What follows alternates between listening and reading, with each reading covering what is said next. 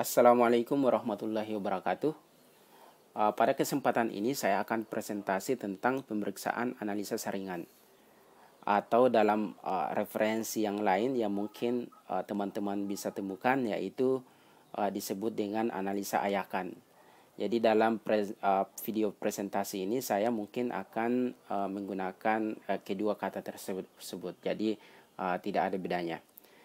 Nah, tapi sebelum saya lanjut, saya sampaikan juga bahwa pemeriksaan analisa saringan ini merupakan tindak lanjut dari pemeriksaan-pemeriksaan yang lain, yang diantaranya saya juga telah buatkan video presentasi, yaitu pemeriksaan lapangan ada 3, pemeriksaan hand boring atau bor tangan, pemeriksaan standar penetration test, dan pemeriksaan sondir.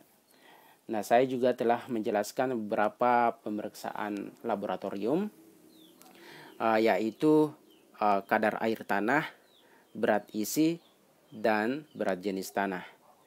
Nah, sedangkan pemeriksaan analisa saringan ini juga merupakan bagian dari pemeriksaan di laboratorium. Sebagaimana kita ketahui bahwa dalam mekanika tanah ada 2 jenis uji, yaitu uji lapangan dan uji laboratorium. Uji lapangan itu adalah tanah diuji langsung di lokasi atau di lapangan, jadi alat pengujiannya dibawa ke lapangan. Sedangkan uji laboratorium adalah sampel tanah di lapangan dibawa ke laboratorium untuk diuji. Jadi akan selalu ada 2 jenis pemeriksaan dalam mekanika tanah. Sebelum saya jelaskan lebih detail mengenai analisa saringan ini, saya ingin memberikan pengantar bahwa tanah merupakan komponen atau susunan dari hasil lapisan kerak bumi. Dengan memahami ini, kita akan tahu bahwa sifat-sifat tanah itu berbeda. Karena kita bisa bayangkan bahwa tanah yang ada di permukaan atas mungkin akan berbeda dengan tanah yang ada di lapisan bagian bawah. Banyak faktor yang mempengaruhi itu, apakah faktor alam, pengaruh alam, atau mungkin faktor ketika tanah tersebut dibentuk. Ada proses kimiawi dan proses fisika. Jadi ini sangat penting, karena dengan memahami itu kita jadi konsen, kita jadi lebih fokus bahwa kita tidak bisa memandang tanah di permukaan saja. Bayangkan kalau kita anggap tanah di permukaan sama dengan yang di bawah.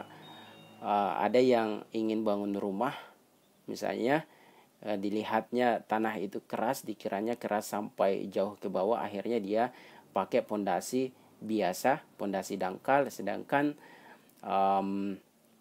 bangunannya mungkin membutuhkan pondasi yang lebih dari pondasi dangkal, apalagi tanah yang di bawahnya itu lunak misalnya.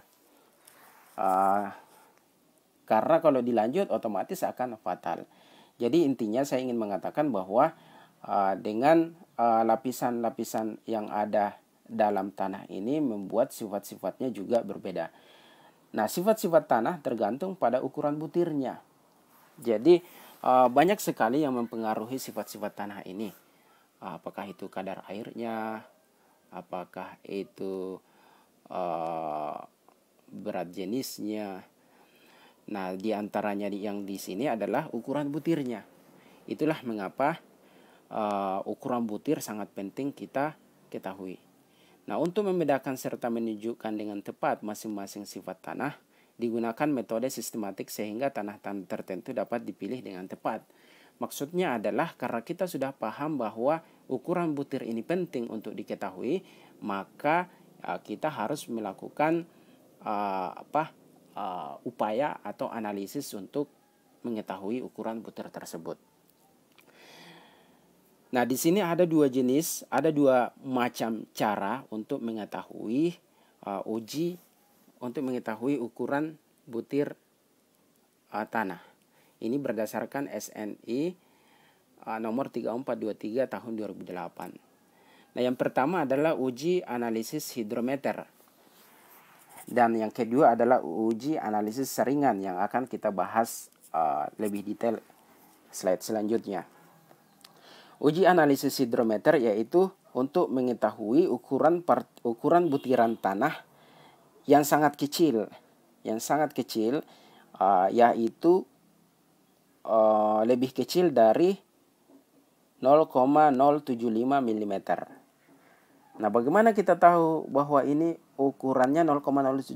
Apakah harus diukur? Ya, tentunya tidak bisa diukur. Kita tidak bisa ambil tanah karena butiran tanah sangat kecil. Kita tahu itu apabila dia sudah lolos saringan nomor 200 atau ayakan nomor 200. Karena ayakan ini lubangnya berdiameter 0,075 mm. Nah, sedangkan uji analisis saringan itu dibedakan menjadi dua macam. Yang pertama adalah analisis saringan fraksi yang tertahan saringan nomor 10 atau ukuran 2, mm. Sedangkan yang kedua adalah analisis saringan fraksi yang lolos saringan nomor 10 atau 2,00 mm. Nah, kita lihat kata kunci yang membedakan dua jenis analisis saringan ini adalah tertahan dan lolos. Jadi ada yang menggunakan analisis yang tertahan saringan nomor 10 dan yang lolos saringan nomor 10. Tapi ini berdasarkan SNI 243/2008. Saya melihat di beberapa referensi, ada yang saya lihat juga di videonya, bahkan yang pernah saya lakukan ketika praktek di Universitas Negeri Makassar, itu tidak menggunakan ini. Bahkan dia menggunakan nomor 10, saringan nomor 10 lebih kecil dari nomor 10 dan lebih besar dari nomor 10. Nah, itu yang akan saya jelaskan pada kesempatan ini. Nah, pemeriksaan analisa saringan kita akan lihat lebih detail, termasuk latar belakangnya, tata caranya, alat dan bahannya, pembacaan data, dan yang terakhir adalah cara pengolahan, analisis dan interpretasi percobaan. Nah, latar belakangnya di sini adalah distribusi ukuran partikel tanah berbutir kasar dapat ditentukan dengan saringan sehingga dilakukanlah pemeriksaan analisis saringan atau ayakan. Jadi pemeriksaan tanah yang berbutir kasar itu dia tidak menggunakan hidrometer karena dia bisa diayak, bisa tinggal diayakan dengan ukuran tertentu. Makanya digunakan analisis ayakan atau saringan. Distribusi ukuran butir tanah diperlukan untuk menentukan klasifikasi atau deskripsi tanah. Nah, ini yang saya sebutkan tadi. Jadi bisa dibayangkan setelah analisis saringan ini kita akan mengetahui satu, distribusi ukuran butir tanah. Jadi kita akan tahu berapa persen ukuran sekian, berapa persen ukuran sekian. Dan yang lebih penting adalah kita akan bisa menginterpretasikan deskripsi tanah. Apakah ini tanah kasar atau tanah halus. Tanah kasar itu ya terdiri dari pasir dan kerikil. Sedangkan tanah halus itu lanau dan lempung. Kita akan lihat itu di pemeriksaan analisis ayakan. Nah, uji ini tidak mempertimbangkan bentuk butir tanah karena kita tahu bahwa tanah itu butir-butirnya ada yang bulat, ada yang runcing, atau mungkin ya tidak beraturan. Tapi bentuk yang umum itu adalah bulat. Ya, tidak harus bulat kayak kelereng, tapi kita anggap bulat dan runcing. Nah, kita akan berpikir kalau ayakannya begini, bisa mungkin tanah yang runcing ini akan tertahan kalau begini. Dia tidak lolos memasuki diameter ayakan itu. Nah, pada uji ini kita tidak mempertimbangkan butir. Mau runcing, mau bulat, itu kita tidak teliti lebih lanjut. Yang dilihat adalah berapa yang tidak lolos atau lolos pada ayakan nomor tertentu. Nah, besarnya butir tanah dapat digambarkan dalam grafik lengkung gradasi atau grafik lengkung pembagian butir. Nah, ini adalah hasil dari pemeriksaan ini. Kita akan dapatkan setelah melakukan pengolahan data. Jadi setelah data yang didapat itu kita belum bisa simpulkan apa-apa, itu harus diolah dan dianalisis dulu, kemudian kita baru interpretasikan. Nah, alat yang digunakan dalam pemeriksaan analisis ayakan ini di sini yang pokok, yaitu tentunya ayakan atau saringan satu set. Ini banyak dijual, bahkan di toko online saya cek itu banyak yang menjual peralatan ini. Mulai dari nomor 4, 10, 20, 40, 80, 120, 200 dengan pen. Di beberapa laboratorium mungkin tidak mereka memiliki nomor saringan ini yang tidak sama persis dengan ini.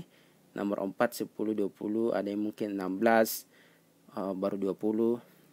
Tapi paling tidak di sini ada nomor 10, ada nomor 200 dan nomor 4 dan di antaranya itu.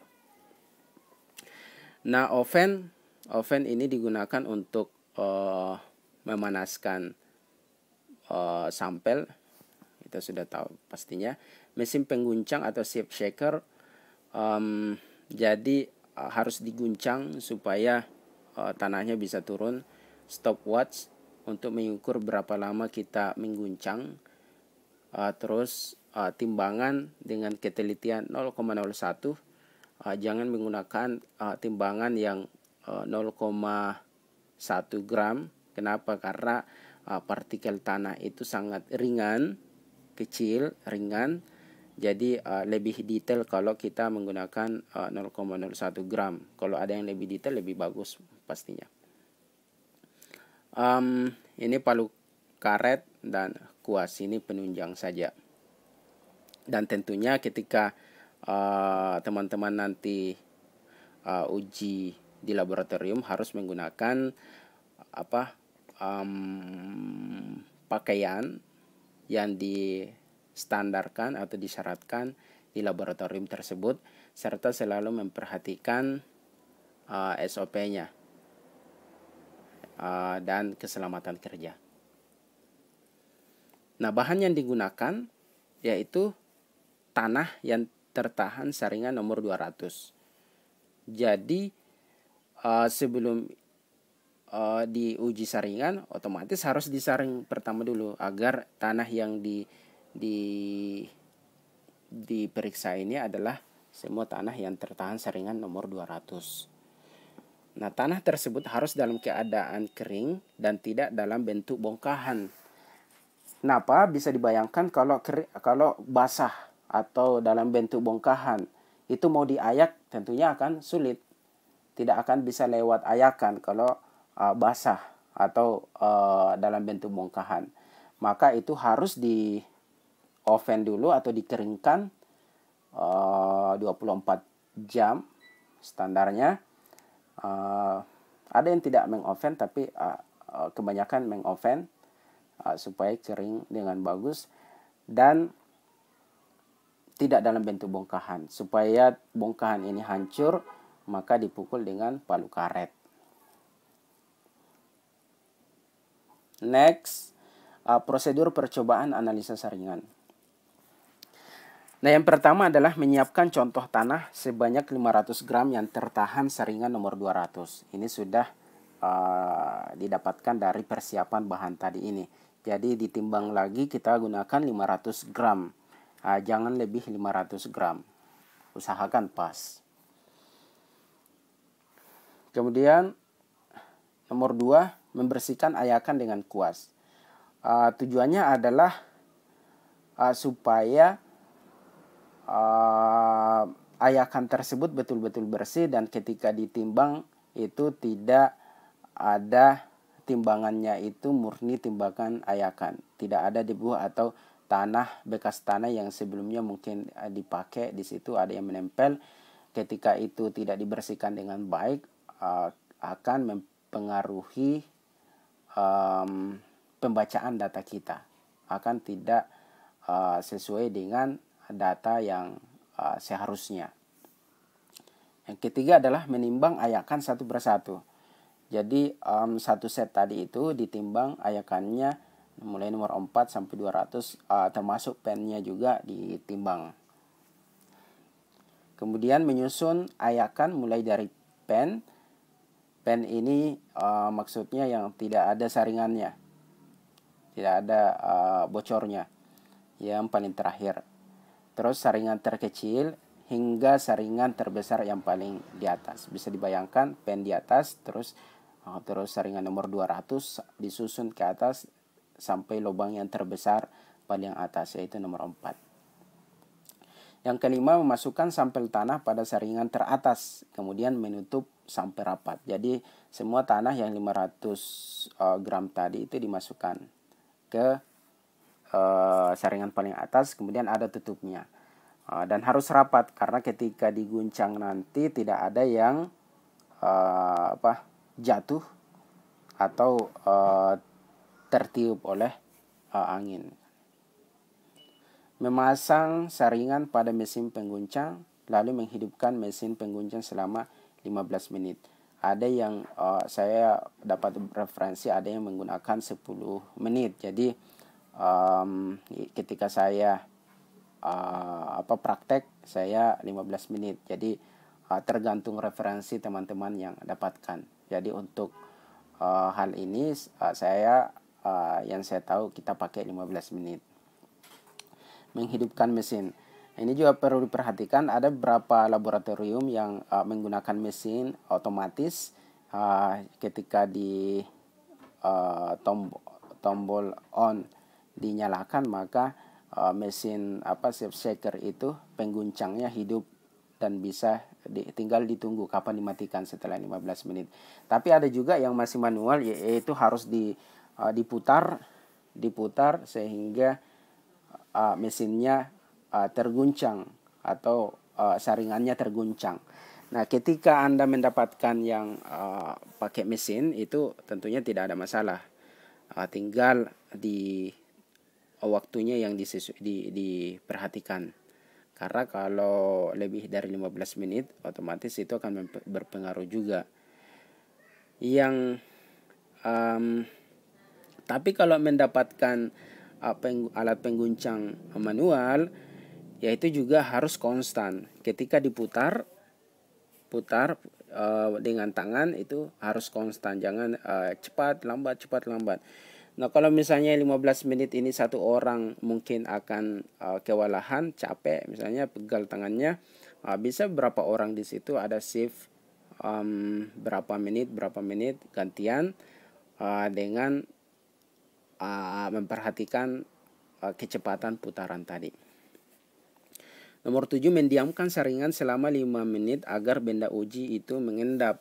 Jadi ketika diguncang, sifatnya tanah itu karena ada yang kecil, bahkan ada yang berbentuk debu, ketika diguncang itu bisa terbang di udara kan. Jadi untuk itu didiamkan dulu, jangan langsung dibuka, jangan langsung ditimbang, biarkan mengendap dalam ayakan atau pannya. Membuka saringan tersebut, kemudian menimbang masing-masing saringan beserta isinya. Jadi di sini kita akan dari nomor 1 sampai 8 ini kita bisa bayangkan data yang didapat itu adalah satu timbangan ayakan di nomor 3, dan yang kedua adalah timbangan ayakan yang berisi tanah. Nah, nanti kita akan lihat berat tanah di ayakan tersebut dengan mengurangi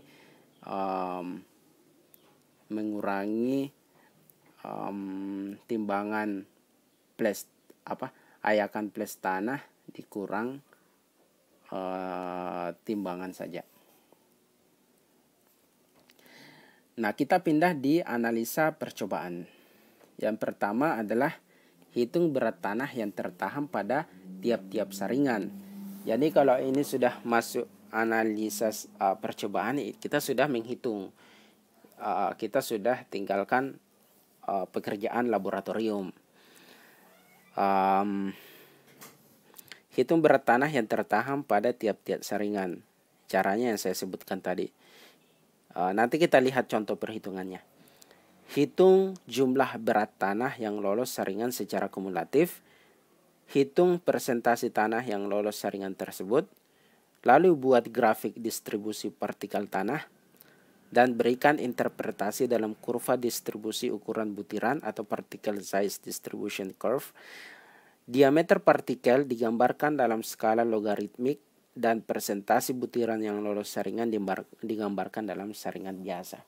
Ini agak sulit membayangkan, kita tahu itu kalau kita sudah masuk contoh atau mengerjakan pekerjaan analisis saringan ini. Nah, rumusnya kumulatif tertahan sama dengan kumulatif tertahan tambah berat tertahan. Persentase tertahan yaitu kumulatif tertahan dibagi berat tertahan kali 100%. Persen lolos 100 dikurang persen total tertahan. Nah, ini contoh pembacaan data. Data ini data yang saya periksa sendiri. Saya lakukan di Universitas Negeri Makassar di lab uji tanah UNM pada tanggal 28 Mei 2008 dan saya masuk kelompok 3. Jadi ini biasanya sudah ada template dari laboratorium. Kita tinggal isi nama pemeriksaannya apa, itu sudah ditulis di sini. Analisis saringan. Kalau kadar air, berat jenis. Jadi kita enak isinya, tinggal ikuti prosedur dan catat datanya di sini. Jadi usahakan harus profesional juga ketika melakukan pengujian, karena ada beberapa mahasiswa yang tidak punya data ini tapi dia pakai kertas kecil saja terus dicatat di kertas itu. Itu bisa saja betul, tapi lebih bagus yang ada template-nya dan kita tinggal isi. Kemungkinan salahnya itu lebih kecil dibandingkan dengan menggunakan kertas biasa saja terus dicatat.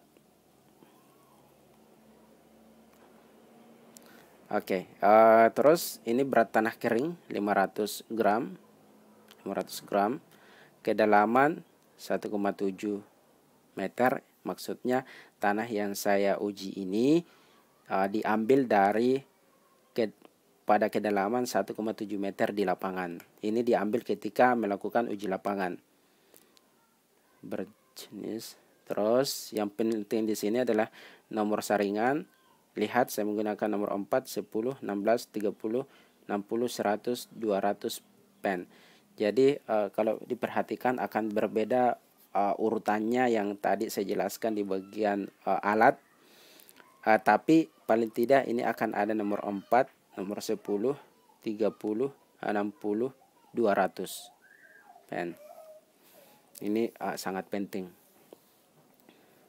Diameternya sudah ini sudah ketentuan.